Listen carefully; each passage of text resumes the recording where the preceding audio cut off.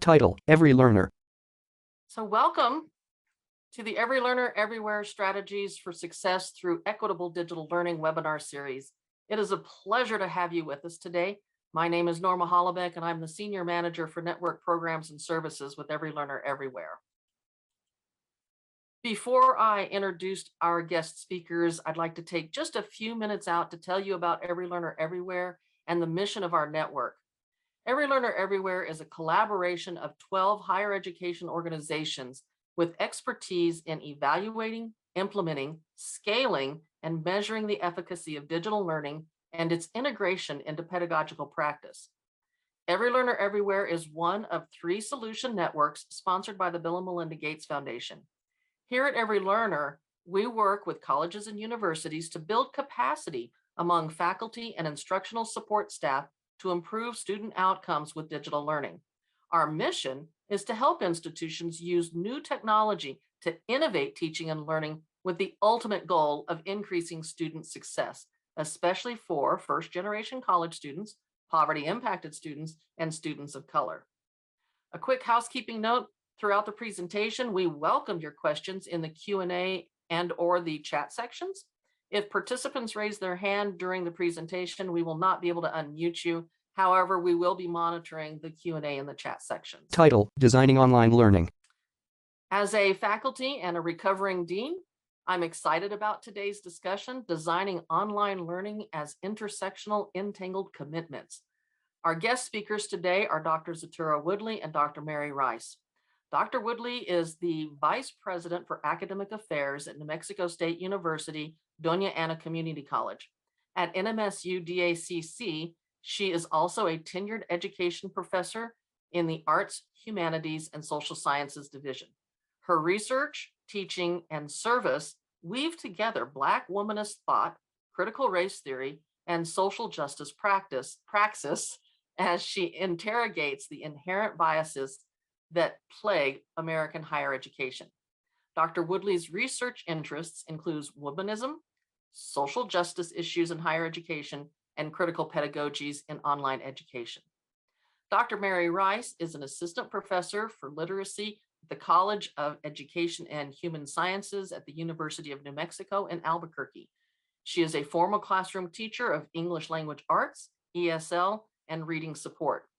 She's been involved in K-12 distance, online, and blended learning since 2013 as a researcher, evaluator, teacher, and teacher educator. Mary's research focuses on the relational aspects of designing, delivering, and doing of inclusive and accessible online learning among educators, parents, and students. Mary has worked with individuals in online learning in most US states and several countries. She was named an emerging scholar by the Online Learning Consortium in 2018 and has been honored with awards from organizations such as the American Educational Research Association and the Initiative for Literacy in the 21st Century. Most recently, Mary was awarded the National Technology Leadership Initiative Award in 2023, which is given for innovative interdisciplinary research shared across multiple professional organizations.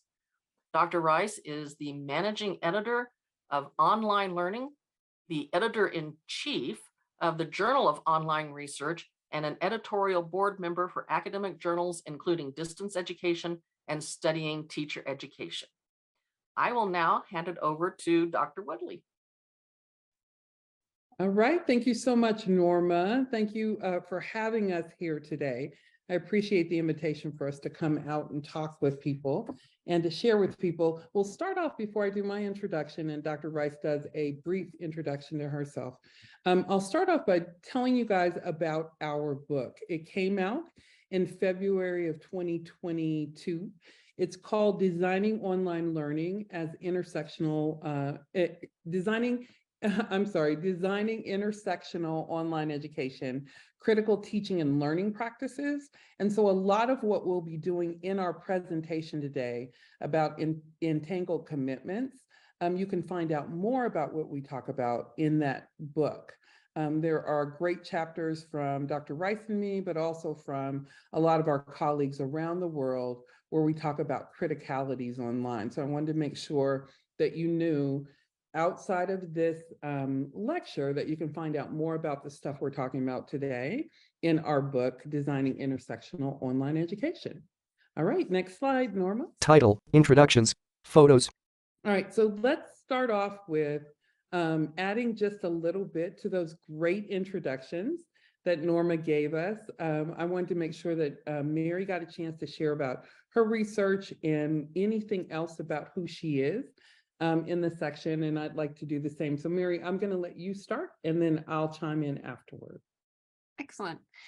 Let me make sure my mute is not on. Sometimes I do that. It's wonderful to be here today. I thank you all for coming. It's also, I'm very excited about having been able to do this work with Satora and also the other authors in the chapters of the book.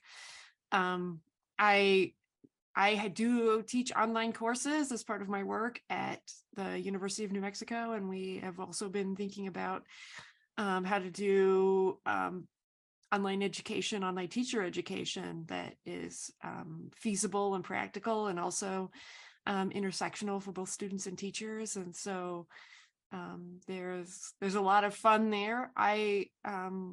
When I got my PhD, it came from the University of Kansas, and I was able to work on the federally funded program contract for the Center on Online Learning and Students with Disabilities. And so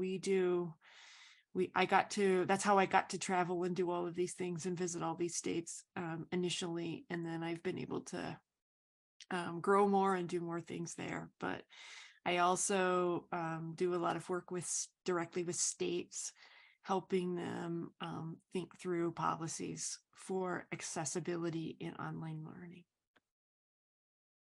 All right, good. Thank you so much. And I'm Zatora Woodley. I have worked in higher education for almost 30 years. I can't believe it's been that long. I've worked for colleges, universities, community colleges. As Norma said, now I'm a full professor at Doña Ana Community College, which is part of New Mexico State University system. So I'm also a vice president for academic affairs there at the college. And as I look out toward retirement, because yes, at some point in the near future, I am a sister will be retiring. I have started my own company, Harutex Advisors, as one of the places that I'll continue my work beyond the university and beyond the college. Now, in life, I am a sister, I'm a daughter, I am an auntie. I don't have children. I have over 50 nieces and nephews. So my brothers and sisters have taken care of that for me so that I don't have to be that parent, but I do a lot of educating of parents. So in my job as a faculty member, both at the university and at the community college, especially the work I do with my graduate students, my doctoral students, and master's students at the university, it really is about teaching them about what it means to be an online teacher, what it means to engage with students of color, and with students with different ethnic and differing abilities, different gender identities online. At the institutions I teach for in the Southwest United States, in New Mexico, I'm in the borderlands. I'm in Las Cruces, New Mexico, which is on the border with Texas and Mexico. And a lot of the students that we have, 75% of my students at the community college are Latinx students. And so when we start conversations about what it means to be an online instructor, it really is centered in making a difference in the lives and educating that population of students, that may not be traditional in places like Idaho or in places like the Montanas up north, but in the borderlands, this makes absolute sense that Latinx students would be the center and the focus of students that we educate here in New Mexico. So anyway, that's a little bit about me. That's a little bit about my background.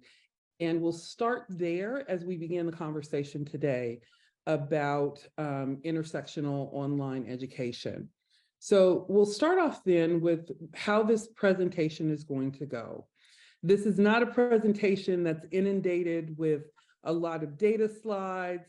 It is not a presentation that will be all about a checklist that you can take away with you. Instead, we wanted to have a conversation with you about who we are as educators, about the research and the work that we've done, the publications we've made, as we've learned over the years as students, as we've engaged as instructors.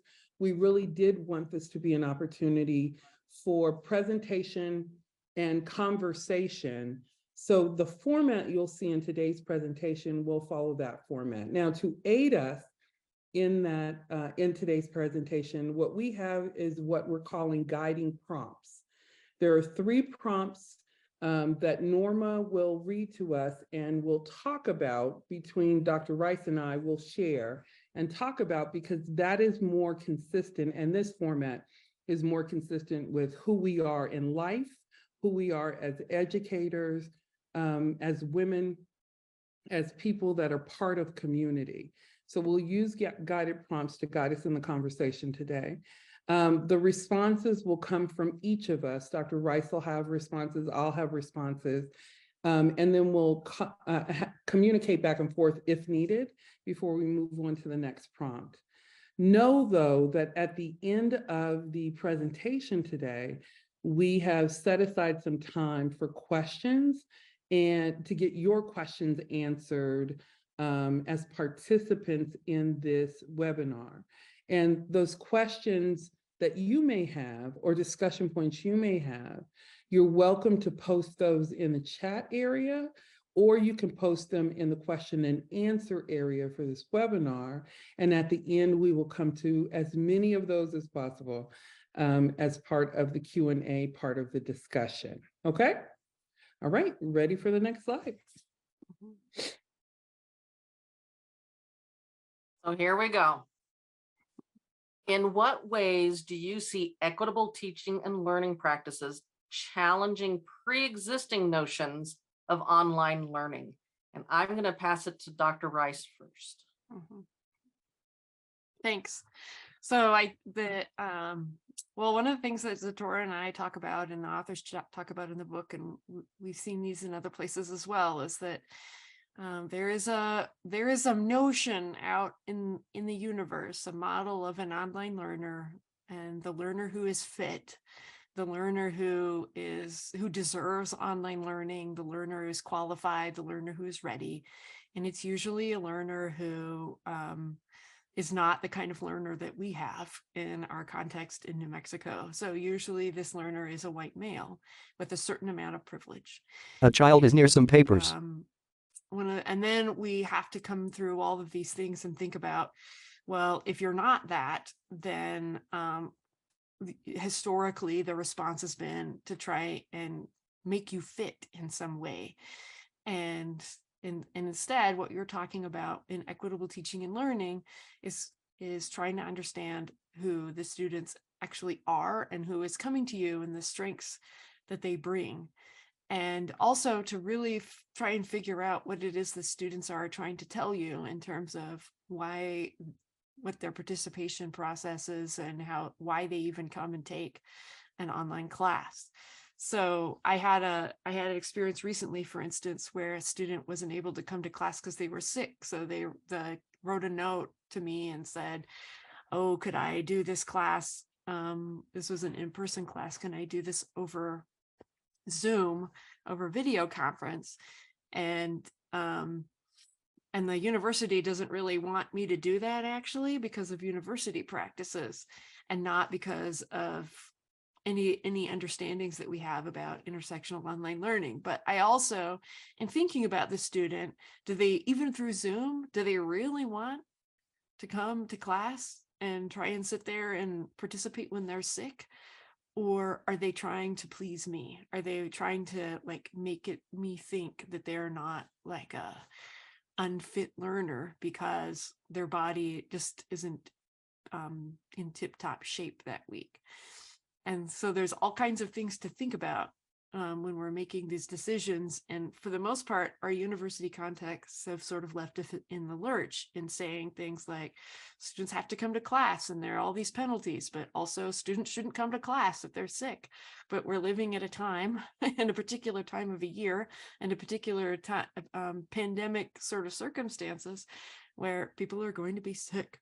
And even when people are sick, and even if we have access to online learning, sometimes that's not always the best thing for them. An adult and child sit with a laptop. But it's this notion in terms of equity of trying to understand all of these edges simultaneously. And one of the ways I derive that from is actually my understanding as a mother, and what I would want for my child, and what I understand about that from working with kids as well as a former junior high teacher, and what people can really do and what they can't do in these instances. And so my ability to embrace and understand all my identities helps me figure out how to counsel the student in a way that makes them feel comfortable about the fact that sometimes they just can't do class. Yeah, I would agree with that. I think part of what we struggle with now are these pre-existing notions of what's acceptable behavior from students in classes and what isn't. And the pandemic and COVID have really heightened our awareness about those things that we need to consider when it comes to health and well-being of the whole person. Not just the fact that they're a student and they should fit in some mold. I'd say the same is true about teachers. So to build on what Mary is sharing about, I'd say that part of the challenge is this pre-existing notion of what it means to be an online teacher, what it means to be an online learner, what it means to be in an online environment. So I think part of what we bump up against are these notions that as long as a class meets quality matter standards, then somehow that class meets all of the needs of students, and that's just not true.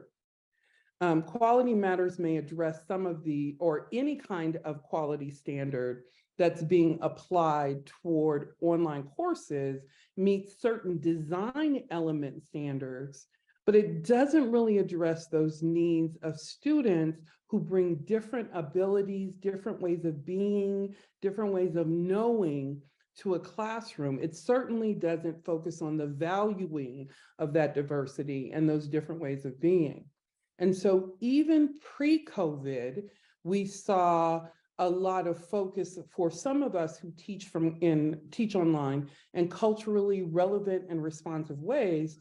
We started challenging those pre-existing notions of what qualifies as good online instruction.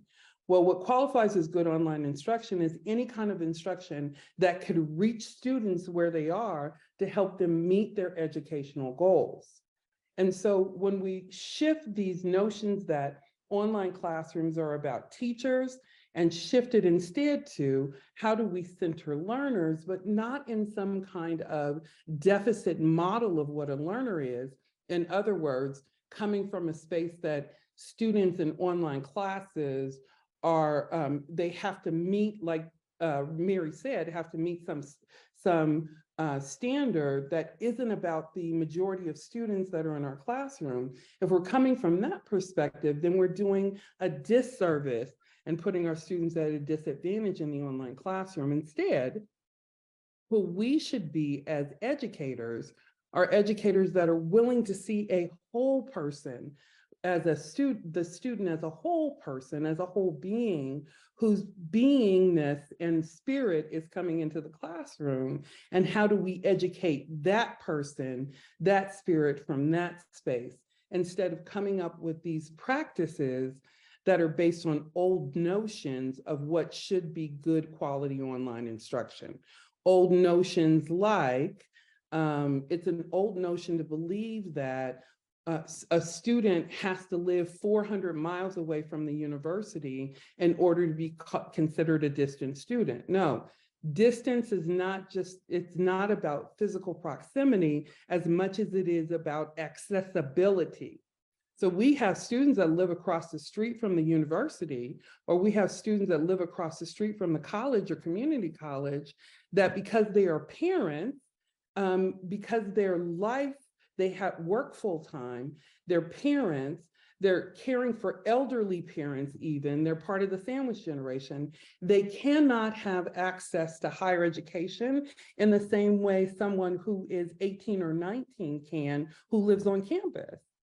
So then these notions that online education should only be about distance education for people who live a certain number of miles from the university, that needs to shift. Those are one of those existing notions that we're challenging that needs to shift, because the reality is people can live right across the street and they have no access to your university, no access to our community college, because we are restricting the ways they have access to telling them you have to come to a classroom only during this certain time or else we can't teach you. Or we tell them, yeah, you could take an online class as long as you're 50 miles away from the university, or as long as you take the class in the way that we say you have to take the class, instead of us being willing to adjust and really meet the needs of the whole existing, the student as a whole. So anyway, just adding on to what Mary has said, I would say there are all of these pre-existing notions that we need to challenge, especially as we're looking at educating students that are students of color, students who come from different gender identities, students who are coming to us with different levels of ability and even in our online classrooms. Anything else for you, Mary, on this one, on this prompt? No, I appreciate those thoughts a lot. I think it's really important to consider the sort of discourse that dominates about things like distance education and online learning and qualifying, and also the notions of readiness that predominate as well. So readiness sort of being a euphemism for doesn't need much support. And we've got to figure out how to take those down, abandon them, and address what really the problems are. So I get, as a journal editor, I get articles, for instance, that talk about Child looks at papers. Females' motivation in online courses to do something like maybe STEM learning. Man looks toward child. And they want to talk about using, how to make these women fit and motivated to do online learning, instead of how to compensate for sexism and for the fact that we have this notion in our head about what online learning, we've provided you a syllabus, we've provided you an objective, and so what's wrong with you that you can't do this? Right. I think that I remember a conference that I went to, big national conference, and I'm sitting in the distance learning, online learning SIG, special interest group, as we're doing a roundtable. And I remember one of the professors there saying, she read an article, and in that article, they said that people of color struggle with online learning. And so she goes, I don't even know why we're encouraging them to do it, as I'm sitting at the table. and I said, well, I'm one of the authorities on online education, and I think that you need to read more than one article. And some of us do research in this subject matter. And I brought out the data for her, and she just couldn't understand how that article could have been biased in any way against students of color in an online environment. And so for me, I agree with you. I think that it's challenging these notions about who's prepared, who's ill prepared, and those students that get checked off as ill prepared sometimes are the students who bring a different voice or a different idea to the classroom that doesn't fit in the pre-existing model and the pre-existing paradigm or notion. Instead of, how do I shift my teaching so that it accommodates for that difference, rather than saying it's just not valuable, not a contribution, and that student just needs to change. I think it's part of it is shifting that mindset as well. All right, Norma, I think we're ready for prompt 2. Okay, here we go. Talk about how transformed teaching practices shift our perspectives of learners and have us begin to envision online students as whole people. And should I hand this one off to Zentura first? Yeah, I'll take that one first. So I've been talking about what it means to start looking at a whole person. When we looked at pulling this presentation together, I looked for a graphic that really did show a little bit more about what I mean about looking at not just students as whole people, but teachers as whole people as well. Oftentimes, we come to the classroom as educators and we're told who we need to be in front of the class or who we need to be in that online classroom. And then we're told about who our students are, and who we're told the ideal student is not the person that we see show up in the classroom. Instead, we see someone like this learner that you see on the slide.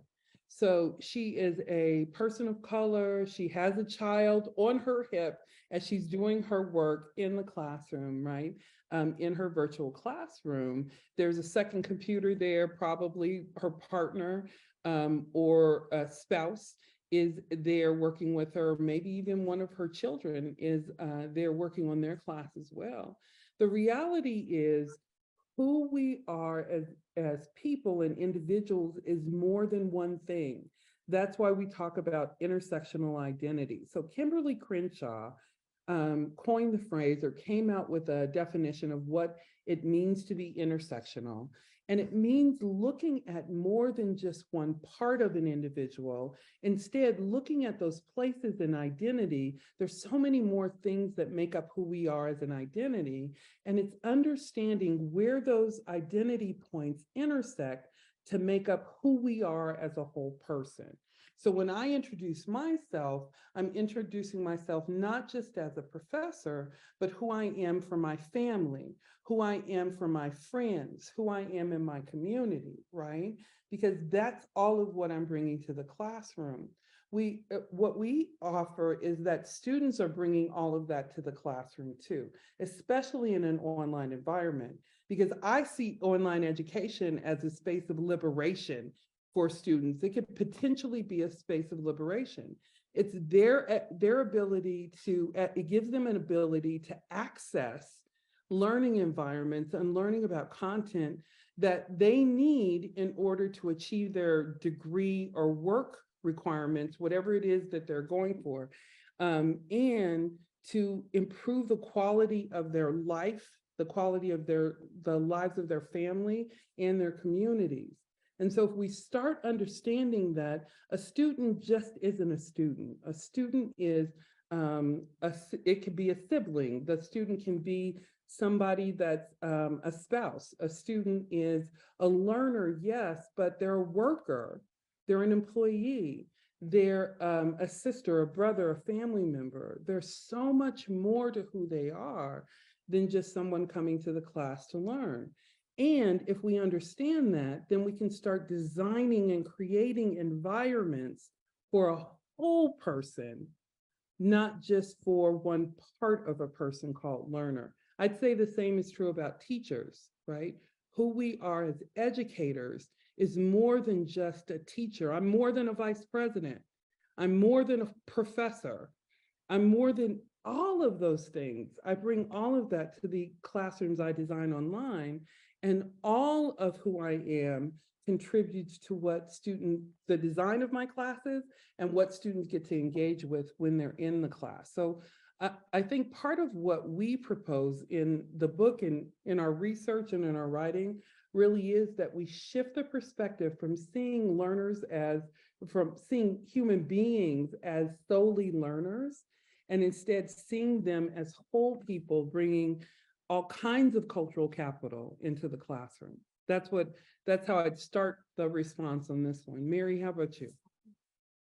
Yeah, I think those are good thoughts. And I really appreciate what you said in terms of explaining how you generated the slide. And I also appreciate those understandings about intersectionality and how they layer together to make privileges in some contexts and out of others. So like being a mother is a good one, where there's some circles you might go into where that does carry a lot of privilege. And there's some circles you go into where it doesn't. and to think about that as well. So in my institution, the undergraduates particularly, so don't just have one job. Actually, they usually have 2, sometimes 3 different part-time jobs. And what I understood during the pandemic was that my students were very likely to be essential workers. So they had the sorts of jobs where they had to go to work at Walmart or the gas station or whatever, and do those things, and that positioned them differently than other students. And also you have students that travel back and forth from the sovereign lands, from the 19 indigenous Pueblo, 3 Apache groups, and the Navajo Nation between New Mexico and Arizona. And so sometimes they weren't letting people in and sometimes they weren't letting people out. And there's also differential access to the internet in those various places. And so understanding how to provide the education. And again, I like what you said about helping them meet their goal instead of it being all about the goal that I might have for them in my head is very important. So with a grad student, some students do want to take a traditional graduate student route where they're looking for a position like the one I have on the tenure track, and others of them want to do community engaged work. And you shouldn't treat them one group is superior than the other, because that's what I like or I understand about also about the concept of entanglement that we talk about in our book, is how there's no me without you. So and instead of thinking about things in a verticality all the time, like, is this new normal better than the old normal? Is this early part of the pandemic better than the later part of the pandemic? It's really a horizontal notion about, well, it's just different. And in some ways we have the same problems that we had before, but they play out in different ways. But instead of always having to think about the rank, it's okay, what's different now and what are the challenges that we have? And also thinking about affordances as well, because it certainly is an opportunity to include through online learning people that in groups and folks with different sorts of goals that haven't traditionally thought that they would be able to participate In window. But we'll miss it. We'll miss it if we're too busy thinking about, do you qualify? Are you the right kind of learner? Can we fix you and make you fit? And I also, and that goes for teachers as well, in terms of teachers also bring these intersectional identities into their classroom and their teaching. And sometimes they may not feel allowed to express them or leverage them, or importantly, use them to understand student experience. Mhm.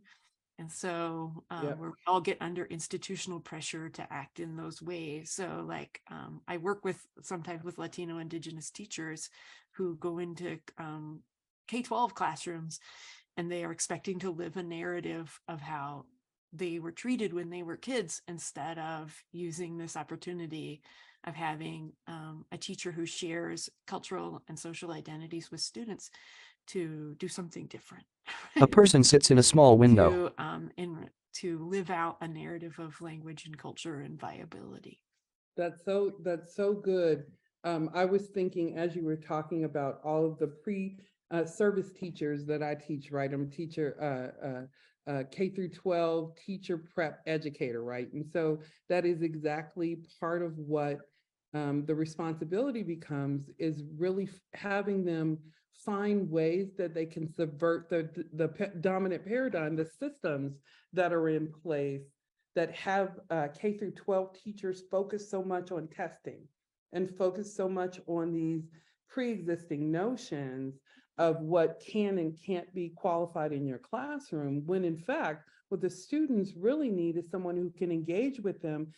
They need more instructors that look like them, more instructors that can engage with them about what they're experiencing in their day-to-day as students of color trying to survive the K through 12 system, the public system, in even the private system, right? And so it's teachers understanding finally who they are as whole beings, and finally finding ways in which they can still engage with their students, even in those very restrictive environments, online education gives people an opportunity to do that with their students well beyond what they would normally do in a 9 a.m. or 8 a.m. to 3 p.m. classroom, right? So it's really introducing to those teachers opportunities they can use even in K through 12 classrooms. But I agree with you. I think, I think that's part of what teachers even struggle with, because they're not,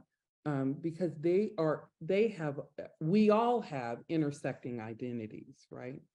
Yeah. Yeah. All right. Anything else for you on prompt 2? No, I think we're cruising toward prompt 3. We're doing good. We're doing good. We're doing good on the time. See, we're just trying to make sure we do good on time. All right, great. Y'all are doing great on time. There's going to be plenty of time for questions as well from our audience. Great. So prompt number 3. Tell us about ways we can embrace the entanglements in online teaching. And I'm going to hand this off to Mary first. Excellent. Yeah, so I've sort of hinted at that word entanglement earlier, and thinking about how we're all in this together, and rather than a hierarchy, there is a vertical or a horizontality to it. And I work a lot with accessibility and thinking about students with disabilities or who have been identified as such. And you can't have a person who is disabled without having some notion of abled. And that's the entanglement that we run up against. And so then we have to think about, if there's some entanglement to our identity where we have to understand these against each other and what other people can bring, then it would also stand to reason that this notion of teacher-centeredness versus student-centeredness Slide text, prompt 3. isn't going to be productive in the long run. And instead, it's really about centering, if anything, identities and belonging and those sorts of notions as well. Girl smiles. So we want students to embrace the opportunities to express their voices and offer their unique perspectives during class. And I do a lot of this in my own class with thinking about arts-based sort of responses to reading, and to having them think about that, because I do a lot of teaching writing and writing pedagogy as well, in order to move those things onto the landscape. So, but it's that kind of entanglement and understanding the way in which we're connected ultimately, and that our fates are sealed together. They really are. Girl with braids. And, that in order to get to really challenge some of those historical notions, that we have to interrogate, how it is that we landed in these places with this notion of centering one person or one group over another instead of our mutual communality and belonging. That's really good. That's really good. I love how you're talking about we have to recognize that we're all in this together, and that there have got to be ways in which we can engage with our students in those new ways. I'll add this to what you're saying. Prior to the pandemic, so now I'm going to tell the truth about some stuff. Prior to the pandemic, everybody in the world was like, all of us in the world that is online education, I should say, we were out hustling. We were out trying to get people to put their content online. We were really engaging and having these conversations about criticalities online, trying to invite people to come play with us online, come teach online, all of that.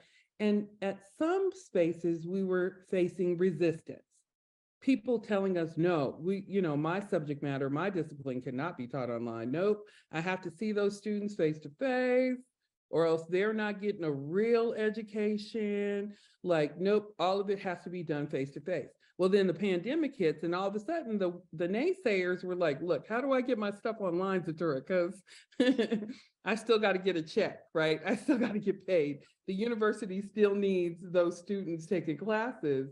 And suddenly it became an environment that it was okay to somehow be able to teach in. But then people bought all of their racism with them online. They bought all their bias against students online, or their bias against even their colleagues online. And part of what we need to do is unlearn some stuff. So we need to learn from what happened and look at all those entanglements that happened coming into the pandemic. But now let's learn from what we learned from putting everything online, and let's unlearn some stuff. Like, let's unlearn this notion that all the students coming to our classroom have to be tabula rasa, or else they can't, or else, they're not going to learn anything in our classes, or they don't bring any kind of pre-existing knowledge to our online classrooms. Let's stop and unlearn this notion that online education isn't a viable and valuable contribution to the lives of so many people, both students and teachers. Let's unlearn that and instead replace it with an understanding of what it means to embrace the entanglements, to embrace those spaces in which we find ourselves, coming together both as student, coming together as student, and both as student and teacher, and embracing the notion of being able to teach one another in an online environment. I like what you're saying, Mary, about it's not just about being student focused or being instructor focused. What would it be like if we were focused on Girl holds pencil. on teaching and learning that is this mutual thing that happens between the educator and the learners online? Like, if we can shift our thinking to that, unlearn some of our pre-existing notions, and instead embrace where we are today, that would be worthwhile coming out of a pandemic, as we're looking more readily at what there is for us to do at universities and colleges and community colleges across the country about educating people in an online environment. So I agree with you and support you 100% in what you're saying. Yeah, I think that's a good point to make about how a lot of times people just brought the worst teaching practices online instead of thinking about the affordances that really could be. And it stands to reason that there was not much of a sense of all of these possibilities, because there was some resistance to coming and teaching online. And some of it makes sense because teacher educators, for instance, were often just told summarily to go teach your class online, as if it were the same thing as going down the hall and teaching in a different room. Right.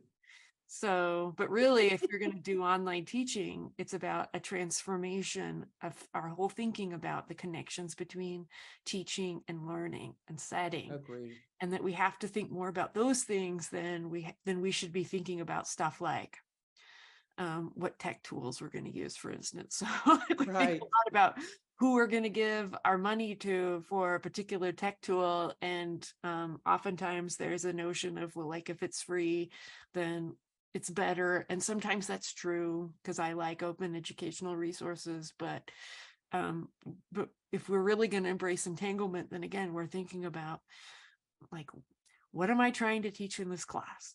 Mm-hmm. Who is coming into this class? What are their needs? What are their strengths? What kinds of resources do I already have?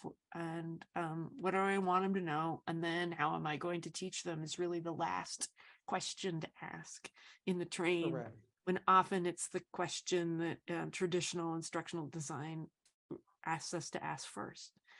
Mm-hmm. And so, and then that's how we get into these spaces where people who need captions, for instance, have to beg for them. But things like you were saying, but the racism is remarkably accessible. Yeah. So it's no problem It's everywhere. getting access to that. But if you Right. want other sorts of Right. accessibility, then you can't get access to that. No, or you got to try as a teacher to try and find it free, because the university or the college doesn't want to fund the accessibility stuff, but they'll fund a new weight room for the football team. It's just those kinds of crazy notions that still plague us in higher education. All right, Norma. So before I get back on my soapbox, I think look, y'all need to know who I am. So, I'll always just be me. So I was about to jump on that soapbox with you when you started talking about weight rooms and things. Well, we need to make sure. that if we're going to spend time and money on online learning, that we need to make this a matter of collaboration between the people who agree. are expecting to teach the courses and the learners. And I understand that there's some constraints that people operate with up at the administrative level, but often it's like, well, we picked this, use this, do this, instead of, any attempt to think about who is going to do this and what support they need, how long, because that's the other thing, is it's often Correct. you have to do this immediately. And the emergency teaching in 2020 was a good example of how that happened to everybody, or most everybody, simultaneously. But even before that, that was happening to teachers, where they would just summarily, you've got to have your new syllabus the next day. And of course, that's deeply upsetting. And people only associate online teaching with that abrupt shift. And we don't want that. We want lots of time and lots of opportunity to do this well. And a lot of support to make sure that we can build online classes that we really can teach well, we can build them well. We want to get all the support for that as well. So, all right, I think we have enough time for questions. Yes, we do. I do want to make a comment on this prompt. Yes. While we're talking about the teacher-centered versus student-centered versus learner-centered, that was something that jumped out at me in your book, because it was early on in the book, and I had not really thought about it in the way that you had presented it, in terms of you can't always be just learner-centered. You can't always just be teacher-centered. You've got to make those shifts based on the circumstances, based on what's relevant at that time, what those students are bringing into the classroom as humans, and shift accordingly. And I don't think that's something that I had realized. I talk about it, but I never really thought of it as an entanglement that I need to be aware of, and I need to be able to shift as those things prompt me to shift. It doesn't need to be teacher-centered right now. Doesn't need to be more student-oriented. Doesn't need to be more learner-oriented. So I found that rather intriguing. And so when Mary was talking about that, I was like, oh, that's early on in the book, and that got me to thinking. A person gestures from inset. I think because remember, we come from, none of this happens in a vacuum. We all have worked in higher education, and what happens in higher education is we see the pendulum swings, boom, from one side, boom, to the other. And so you're completely teacher-centered, and then all of a sudden somebody goes to a conference and they're like, no, we have to be student-centered. And then, no, we have to be faculty-centered. No, but what if we focused on learning? Like, what if we were focused around people being a learner, and not just the person who sits in the student seat as a learner, but the person who sits in the teacher chair as a learner too? Like, what if we shifted that could help us bring back to the middle as we need it, and do exactly what you're saying, Norma. Sometimes it needs to be faculty centered. I still lecture, right? And so there are times when I need to lecture to my students, but it's not all the time. A lot of time we can have discussion, right? So I think it's finding that balance in your online course. Well, and the advent, or the ascension of hybrid learning is only going to make these issues even more important, because of the way in which high flex models particularly demand a teacher to be in all places at all times, with the synchronous stuff and with asynchronous stuff. And I've got to go on to campus, and I've got to be there for 3 hours, even if the students don't have to be. And, but if I get sick, right, then, or if I don't show up to class, or the technology fails, right? So that's another thing, is being entangled with the technology, and the technology has to be your partner in some sense. Then we don't have class. And so we the matrix on the student center. Right. The whole matrix falls apart at that point. Okay, yeah.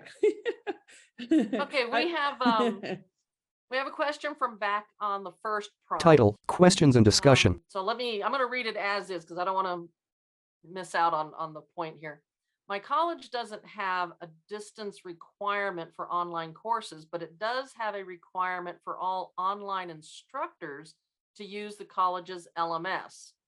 But the LMS really shorthorns teachers and students into really a linear way of teaching and learning. Should colleges afford the opportunity for teachers not to use the LMS if doing so affords flexibility? So I'll answer from my perspective. I've taught on a lot of learning management systems over the years. I think the first one I taught on was we were starting with Web Course in a Box. Y'all remember how that was in the 90s, right?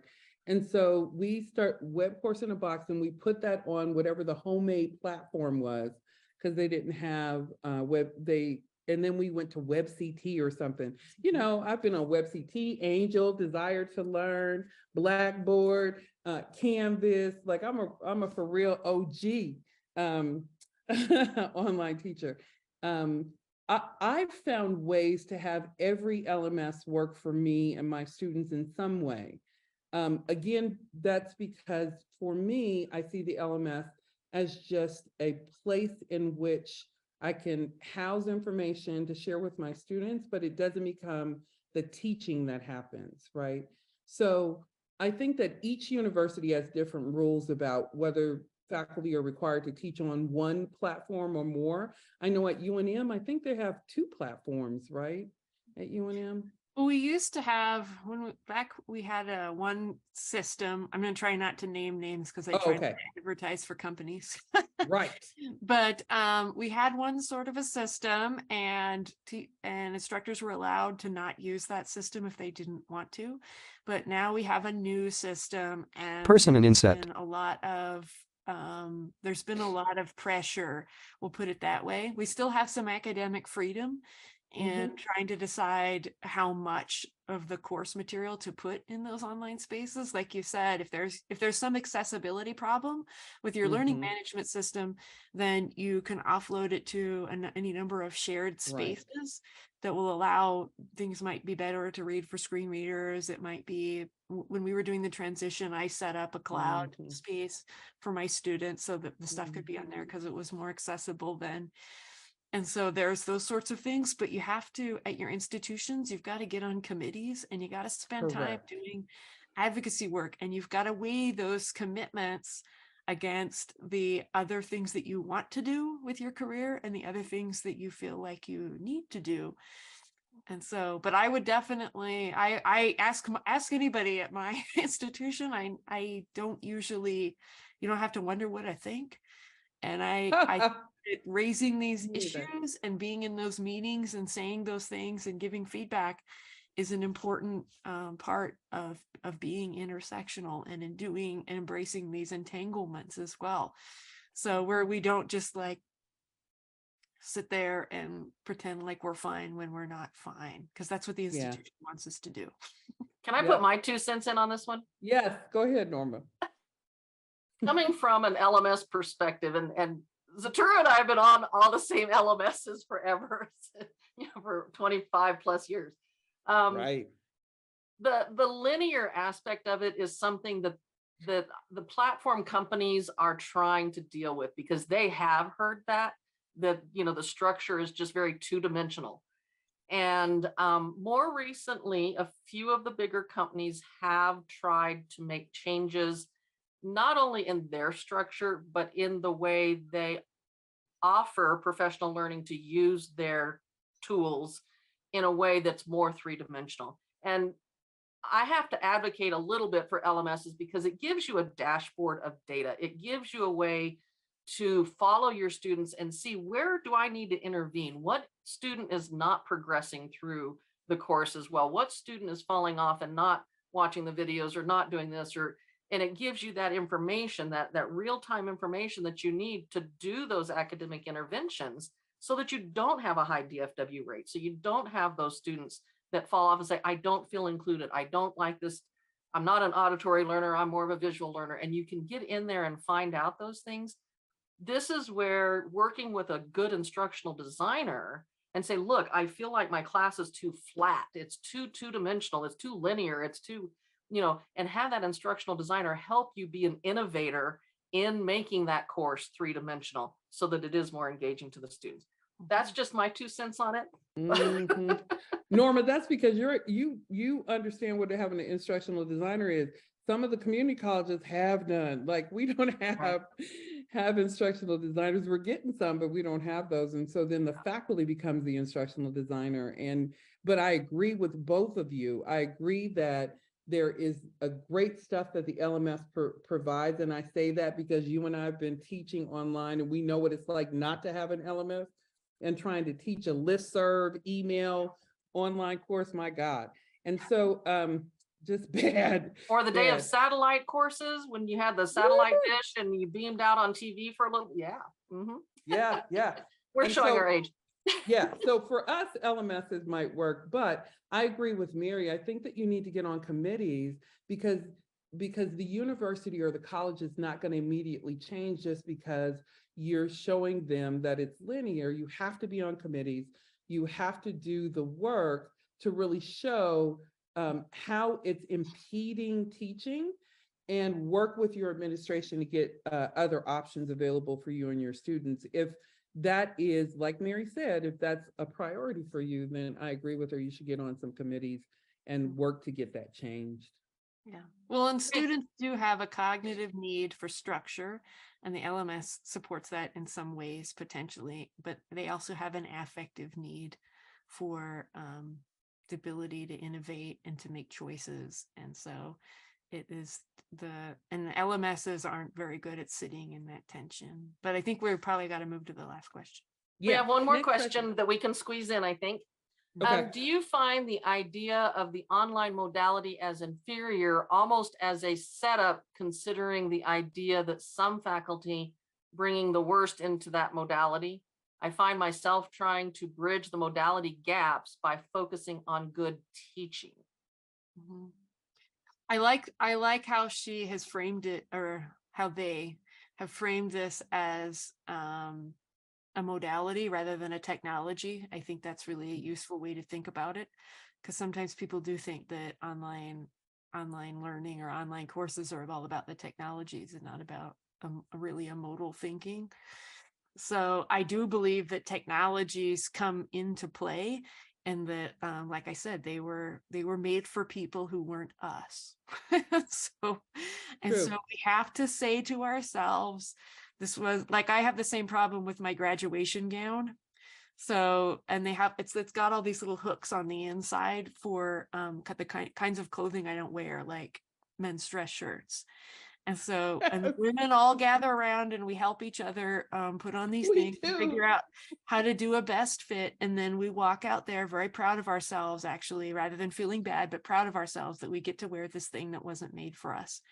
And an online learning as a modality, we have to think of it in a way as this same sort of robe issue, where we've got to be completely confronting about the fact that this was not a space that was, and technologies that were made for us. In fact, most online technology tools weren't even made for education. They're made for business and to some extent health. And then we help each other, right? We gather around and we help each other get these onto our bodies, and then we're very proud of ourselves for the adjustments that we were able to make and the way we were able to proudly display this thing that wasn't built for us.